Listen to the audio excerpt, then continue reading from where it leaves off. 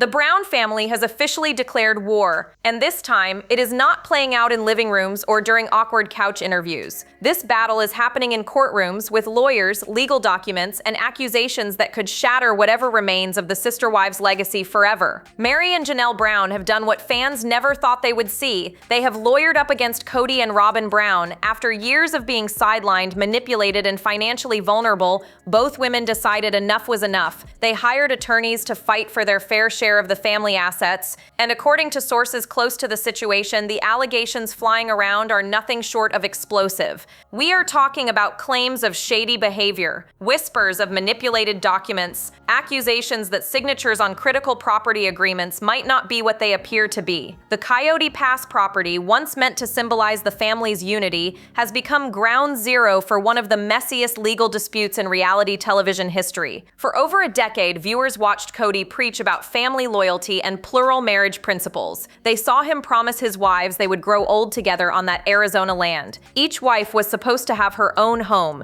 They were supposed to build something beautiful together. Instead, 3 of those marriages crumbled. Christine walked away first. Janelle followed. Then Meri finally admitted what everyone already knew. And now, the only thing left to divide is the property and the pain. What makes this situation even more devastating is the position these women find themselves in. Meri and Janelle were never legally married to Kody. Their unions were spiritual, meaning they have 0 spousal rights under family law. They cannot walk into a courtroom and demand half of anything the way a legal wife could. Their only leverage comes from what is written on property deeds and whatever informal agreements they made decades ago when trust still existed. But trust is long gone now. Janelle admitted on camera that she does not believe Kody and Robyn have her back. Meri echoed those sentiments, saying none of them are talking because none of them trust each other anymore. These are women who once called each other sister wives. They raised children together, they shared a husband for 30 years, and now they cannot even have a conversation without lawyers present. Insiders claim the legal revelations have created unprecedented division within the family. What were once holiday dinners and birthday celebrations have become battlegrounds where resentment silently ferments. The adult children are questioning everything. The younger ones sense the tension without understanding the complexities. And at the center of it all sits Kody Brown, the patriarch who somehow managed to lose 3 wives while convincing himself he did nothing wrong. But that was only the beginning of this nightmare, because as the legal filings started stacking up, even darker allegations began to surface. And what came next would leave fans questioning everything they thought they knew about the Browns. For years, Janelle Brown played the peacekeeper. She avoided conflict, she kept her head down, she focused on her children and her health journey while the family crumbled around her. But when Kody refused to even discuss the Coyote Pass situation, something inside her finally snapped. During a conversation with Christine that aired earlier this season, Janelle dropped the bombshell that changed everything. She looked directly into the camera and admitted what she had been avoiding for months. She said she thinks she is going to have to lawyer up, because that is the only way she is ever going to get any kind of decision out of him. Those words sent shockwaves through the Sister Wives fan base. The woman who spent 3 decades trying to keep the peace was finally ready to fight. And she was not alone. Meri Brown, who endured perhaps the most painful and prolonged rejection from Kody, also decided to seek legal representation. In her own confessional, Meri admitted the situation made her sick. She never wanted to bring lawyers into family business, but her communication was falling on deaf ears. Kody simply would not engage. He would not answer questions about the property. He would not commit to any plan that gave his ex-wives their fair share. So Meri made a decision. She was going to get a lawyer to help her through this process. What makes this situation so heartbreaking is the vulnerability these women face. Without legal marriages, Meri and Janelle have no traditional divorce proceedings to fall back on. There is no judge automatically dividing assets. There is no spousal support calculation. There is no legal framework protecting their decades of contribution to the family finances. Everything they invested, every dollar they earned and poured into shared accounts could potentially disappear if they do not fight for it. Meri spoke candidly about her fears during one episode. She told Janelle she was afraid of the wrath they were going to get. Standing up to Kody meant inviting his anger. It meant risking whatever fragile peace remained. But staying silent meant losing everything she had worked for. And after 35 years of marriage, Meri was done being silent. The two women found unexpected solidarity in their shared struggle. During a video call, Janelle encouraged Meri to protect herself. She told her it was time for somebody to be pushing her interests. She revealed she had already been talking to a lawyer and hoped Meri felt the same way about her own situation. Meri confirmed she did, because it had been a year and a half since her last real conversation with Kody about any of this. Two women who once competed for the same husband were now united against him. The sister wives who struggled to connect during their plural marriage finally found common ground in their fight for justice. But the property dispute was about to get even messier, because the allegations surrounding those documents were only beginning to surface. Coyote Pass was supposed to be the dream. 14 acres of Arizona land where 4 wives would build 4 homes and grow old together as one big happy family. Kody painted this vision for years. He convinced his wives to leave their beautiful Las Vegas homes. He uprooted 18 children from established schools and friendships, all for this promise of unity on a piece of dirt in Flagstaff. The family purchased the property in 2018 for approximately $820,000. It was divided into multiple parcels with a confusing ownership structure that would later become the source of endless conflict. Some plots were shared between Kody and Janelle, others included Kody, Janelle, and Meri, and of course Kody and Robyn somehow ended up with the largest portions. The deeds read like a puzzle designed to benefit one person above all others, and that person was always Kody. When Christine left in 2021, she made a decision that still shocks fans to this day. She signed away her share of Coyote Pass to Kody and Robyn for just $10.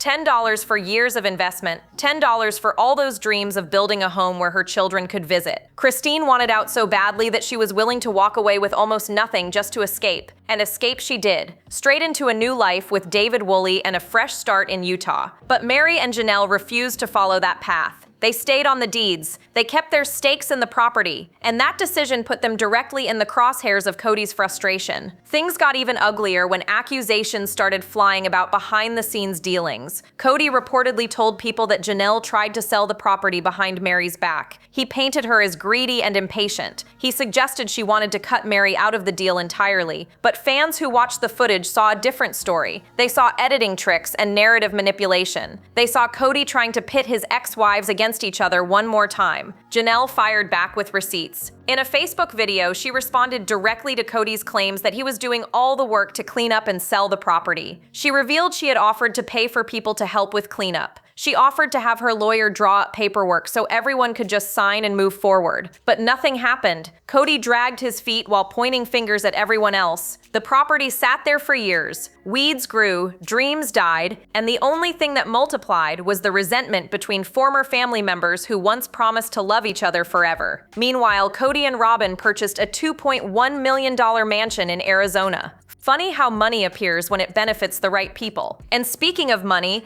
the allegations about what happened with those property documents were about to take a much darker turn. This is where the sister wives saga takes a turn that nobody saw coming, because the legal battle over Coyote Pass is not just about who gets what percentage of the land. Sources claim there are serious questions about the legitimacy of certain documents, and the accusations being whispered in fan communities are absolutely damning. Reports surfaced alleging that signatures on key family documents contain discrepancies. We are talking about differences in pressure, stroke direction, and letter formation that suggest something was not right. One particularly concerning document involved a property transfer agreement that allegedly benefited Robyn disproportionately. According to claims circulating online, the signature on that document did not match Kody's known handwriting or anyone else's in the family. Now, before we go further, it is important to note that these allegations remain unverified, legal proceedings are ongoing, and no court has ruled on the authenticity of any documents, but the whispers have grown loud enough that fans are demanding answers, and the timing of certain financial movements has raised serious red flags. What makes these allegations even more explosive is Robyn's history. Years ago, someone claiming to be a cousin of Robyn's ex-husband David Preston Jessup went online with shocking claims. They allege that during her first marriage, Robyn forged Preston's name on credit applications. The accusation suggested she ruined her own credit to the tune of $30,000 in debt, then left Preston's construction company in financial ruins when she departed. Robyn has never directly addressed these specific allegations, and her ex-husband has remained relatively quiet over the years. But patterns matter, history matters, and when similar accusations start surfacing around current family financial dealings, people pay attention. Kody's legal team has reportedly dismissed concerns about document irregularities as clerical errors or misinterpretations. They maintain that Kody always intended to protect the family's interests and that any discrepancies are innocent mistakes. Robyn's representatives have suggested she acted in good faith and relied upon lawyers for guidance, implying that any problems were oversights rather than deliberate manipulation. Meri and Janelle are not buying it. Both women have expressed deep distrust of whatever plans Kody and Robyn might have for the property. Meri stated plainly that she believes Kody and Robyn probably have some secret plan for how they want to handle everything. She pointed out that none of them are talking because none of them trust each other anymore. The ex-wives feel sidelined and manipulated. They contributed financially to this family for decades. They put money into shared accounts. They supported children who were not biologically theirs. They sacrificed personal dreams for the collective vision Kody sold them, and now they fear all of that investment could disappear through paperwork they never agreed to sign. But the document drama was only one piece of this crumbling puzzle. Because while lawyers examined signatures, Kody embarked on something far more theatrical. While legal battles brewed behind the scenes, Kody Brown decided it was time for redemption, or at least his version of it. Season 20 of Sister Wives introduced what fans quickly dubbed the apology tour. Kody would travel to meet each of his ex-wives and supposedly take accountability for his role in destroying the family. It sounded beautiful in theory. In practice, it was a disaster. The tour kicked off with Janelle in North Carolina. Kody arrived with his rehearsed apologies ready. He expressed regret for being so angry and bitter during the family breakup. He acknowledged that nobody deserved to experience his rage. Janelle received his words gracefully, though fans noticed she kept her guard up the entire time. She accepted the apology but made no promises about rebuilding any relationship. For Janelle, that chapter was closed. Then came Christine, and this is where things got uncomfortable. Christine agreed to meet Kody, but she brought her husband David Woolley along for support. David's presence immediately changed the dynamic. Kody was no longer dealing with a vulnerable ex-wife. He was facing a woman who had moved on completely, with a man who clearly adored her sitting right beside her. Kody attempted to apologize for saying he never loved Christine. He wanted to set the record straight and admit those words came from anger rather than truth. But Christine shut him down almost immediately. She called it weird. She pointed out that her current husband was sitting right there. Why would she want to hear her ex profess his past love while the man she actually loves now watches? David did not stay quiet either. He jumped in with advice Kody clearly did not want to hear. David told him directly that he needed to focus on his children, not his ex-wives. He said Kody knew damn well he loved Christine because he would not have married her and had all those kids otherwise. The words hung heavy in the air. In his confessional, Kody dismissed David entirely. He stated flatly that he was not interested in anything David had to share. Not his experience with his children,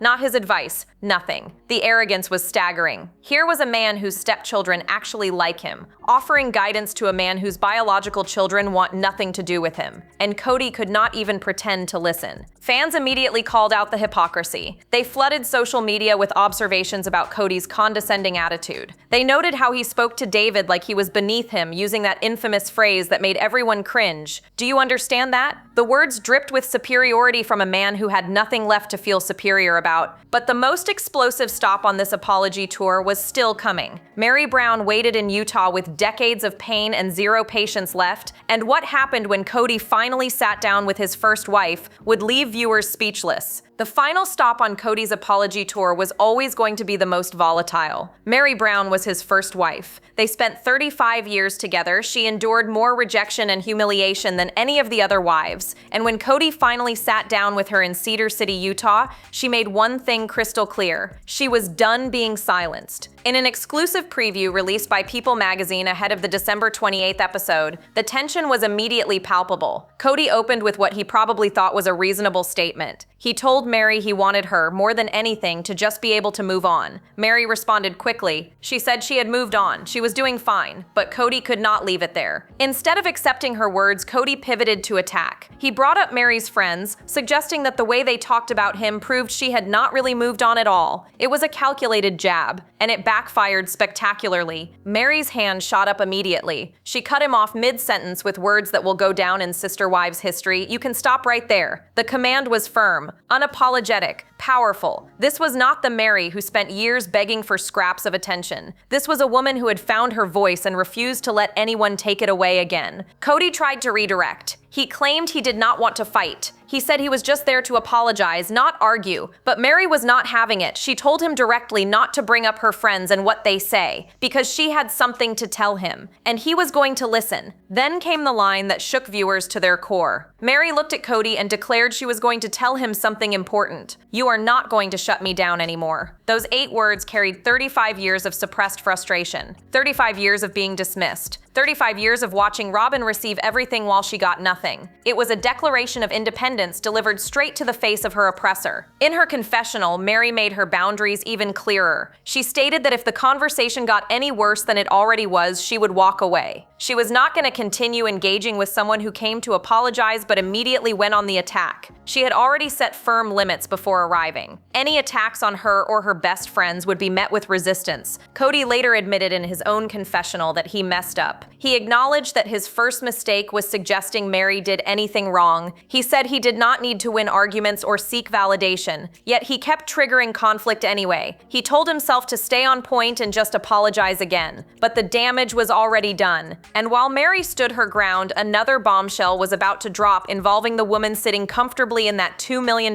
mansion. Every sister-wives scandal eventually circles back to the same person, Robyn Brown, the fourth wife who somehow became the only wife. The woman who entered established family and watched it crumble around her while she collected the biggest prizes. And as the legal drama explodes, Robyn finds herself at the center of accusations she cannot easily dismiss. The optics could not be worse for the Browns. While Kody fights Christine in court over child support for Truly, he and Robyn purchased a stunning $2.1 million mansion in Arizona. Let that sink in for a moment. The same man claiming he cannot afford to adequately support all his children somehow found the funds for luxury real estate with his favorite wife. Fans were furious. Critics called it proof of everything they had suspected for years. Kody's priorities were never about family, they were always about Robyn. The financial discrepancies extend beyond real estate. Reports surfaced about the couple's expensive taste in jewelry. Kody has been spotted wearing a David Yorman shield pendant for years. Robyn sports a matching signet ring from the same designer. These pieces retail anywhere from $575 for silver designs to over $4,000 for gold versions. Meanwhile, Janelle openly discussed her money problems following her separation. She admitted she never felt like she had control over her own finances because everyone pulled from the same accounts. The contrast is devastating. Janelle contributed to the family for decades. She worked outside the home consistently. She brought in steady income while raising 6 children. And when she left, she found herself financially vulnerable while Robyn lived in luxury. Christine had to file a lawsuit just to get child support for her daughter. Meri invested years of earnings into family ventures and now needs lawyers to reclaim her share. But the most damaging allegations involve those property documents. Sources claim that transfers and agreements disproportionately benefited Robyn over the other wives. The redistribution of Coyote Pass ownership in March 2025 revealed just how imbalanced things had become. Starcasm reported that while all 4 adults eventually signed new deeds, Robyn waited months longer than everyone else. Her signature was dated just 1 day before the documents were officially recorded. Fans speculated she was holding out hope for reconciliation or simply reluctant to let go of assets. Robyn has always maintained her innocence. She insisted she wanted plural marriage to work. She claimed she encouraged Kody to maintain relationships with his other wives and children, but her actions told a different story. She got the legal marriage, she got the adoption of her children by Kody, she got the biggest house in every city they lived in, she got the husband all to herself while calling it a tragedy. And as Robyn counted her blessings, another Brown wife was preparing to sever her final connection to Kody in the most profound way possible. The legal battles were painful enough, but Janelle Brown decided she needed something more than courtroom victories. She needed spiritual closure, and the announcement she made this season left fans both heartbroken and cheering at the same time. Janelle revealed she is pursuing a spiritual divorce from Kody through their church. After 30 years of marriage, she wants to officially end the covenant that once bound them together in the eyes of their faith. It is not about remarrying. It is not about finding someone new. It is about finally being free from a man who stopped treating her like a wife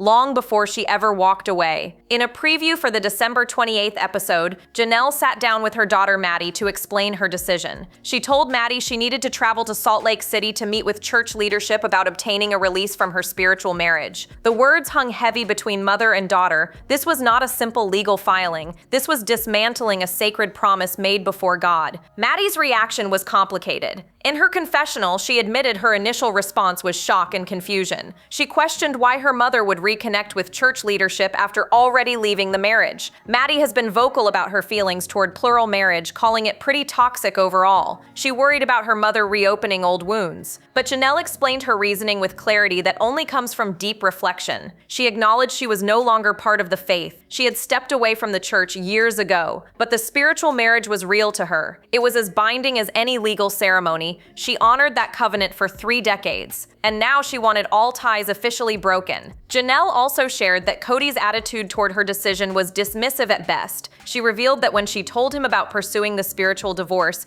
his response was basically confusion about why she would bother. He did not seem to understand that closure mattered to her. He could not grasp that ending things properly was about respect, not practicality. Meri became an unexpected source of support during this process. Having obtained her own spiritual divorce in 2023, she understood exactly what Janelle was facing. During a video call between the two women, Meri offered guidance and encouragement. She explained that the church process was emotionally difficult but ultimately liberating. She described walking out of that meeting single for the first time in decades. It was weird, she admitted, but it was also necessary. Janelle even asked Meri to make the initial call to church leadership on her behalf. She confessed that approaching them felt intimidating after being away from the faith for so long. She needed her former sister wife to help her take that first terrifying step. 2 women once married to the same man were now helping each other escape him completely. But the fallout from these divorces extended far beyond the wives themselves. The legal battles and spiritual divorces have consumed headlines, but the real victims of this family implosion are the 18 children who never asked for any of this chaos. And the estrangement between Kody and his kids has reached levels that should make any father ashamed. David Woolley said what everyone was thinking during his confrontation with Kody. He told his wife's ex-husband directly that the apologies needed to go to the children, not the women. The ex-wives had moved on with their lives.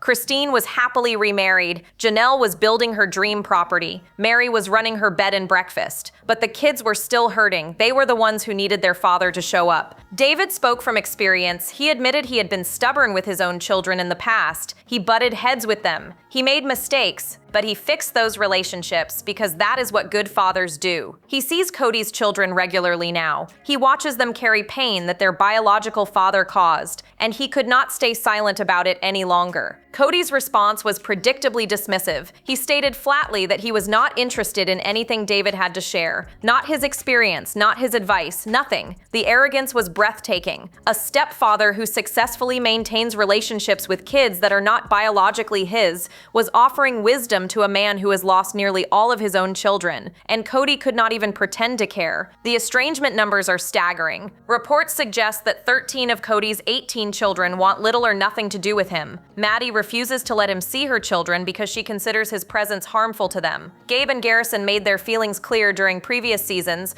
Savannah already announced she does not want Kody walking her down the aisle at her future wedding. The rejection is nearly universal. Janelle addressed the situation with heartbreaking honesty. She explained that Maddie has become a protective mother bear about her children's exposure to Kody. Until he can be consistent and show up without bringing drama, Maddie feels it is better if her kids do not know about him at all. Imagine being so toxic that your own daughter shields her children from your existence. Christine has pushed her kids to maintain relationships with their father. She encouraged them to reach out. She wanted them to have a connection despite everything that happened. But Kody never reciprocated. He expected his children to chase him endlessly while he offered nothing in return. He wanted them calling every week asking for his time while he sat in his mansion doing nothing to earn their love. The pattern is undeniable. Kody demands loyalty. He never gives. He expects forgiveness he never earns. He wants relationships he refuses to nurture. And now his children have stopped waiting for a father who was never really there. But this family saga is far from over. The legal wars continue with consequences that could reshape everything. The Sister Wives universe has never been messier. Legal battles on multiple fronts. Spiritual divorces severing sacred bonds, children scattered across the country wanting nothing to do with their father, and at the center of it all, a family that once promised to prove plural marriage could work, now serves as a cautionary tale about what happens when one man's ego destroys everything. The Coyote Pass situation finally saw some resolution in March 2025. Property records revealed that 2 parcels of land were transferred to include all 4 adults as equal owners. Kody and Robyn now share 50% interest while Janelle and Meri each hold 25%. It was the first real step toward the fair distribution the ex-wives had been demanding for years. But the drama surrounding those signatures told its own story. Robyn waited months after everyone else to sign. Her signature appeared just one day before the documents were officially recorded. Whatever internal struggle she faced, she made everyone wait until the very last moment. But selling the property is another battle entirely. Janelle wants out completely. She wants to reclaim her equity and move on with her life. Meri seems open to selling but remains cautious about trusting any plan Kody proposes. Meanwhile, Kody and Robyn reportedly cannot decide what they want. Sometimes they want to keep the land. Sometimes they want to sell. The indecision has left everyone trapped in a standoff that Janelle perfectly described as the final showdown at Coyote Pass. Christine's separate legal battle adds another layer of complexity. Her child support case against Kody was classified as a significant custody dispute by the courts. She requested paternity establishment, financial support, and custody arrangements for Truly. The case required Kody to take a paternity test since his name never appeared on Truly's birth certificate due to their spiritual marriage. Mediation was scheduled and both parties completed required disclosures, but the outcome remains uncertain. The financial implications are enormous. If Christine secures back support for the years Kody failed to provide adequately, he could face a 6-figure payment, money he apparently had available for a $2 million